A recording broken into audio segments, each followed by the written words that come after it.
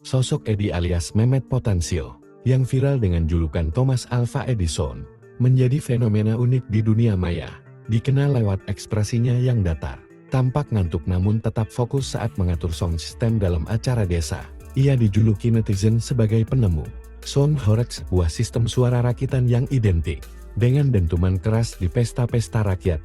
Meski bukan penemu teknologi sebenarnya, Edi menjadi ikon berkat gayanya yang otentik dan menghibur. Dalam kesehariannya, ia berprofesi sebagai DJ remix dan operator sound system, sering tampil di acara hajatan, karnaval keliling, hingga panggung hiburan bersama tim. Brewood Audio, musik DJ Phonecode yang dibawakannya pun sangat populer di kalangan masyarakat desa. Karakter unik Edi pun meledak dari budaya pop digital.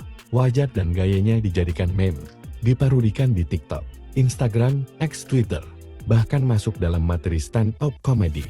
Julukan Thomas Alva Edison menjadi simbol penghargaan humoris khas netizen Indonesia terhadap figur absurd yang viral tanpa disengaja. Fenomena ini mencerminkan tren anomali internet, di mana karakter absurd seperti Edi bisa menjadi pusat perhatian meski bukan selebritas atau tokoh publik. Di tengah dominasi konten artifisial dan selebritas palsu, justru kesederhanaan dan kejujuran seperti Edi lah yang terasa relatable dan menyegarkan. Ia bukan hanya DJ kampung, melainkan cerminan budaya digital yang merayakan otentisitas.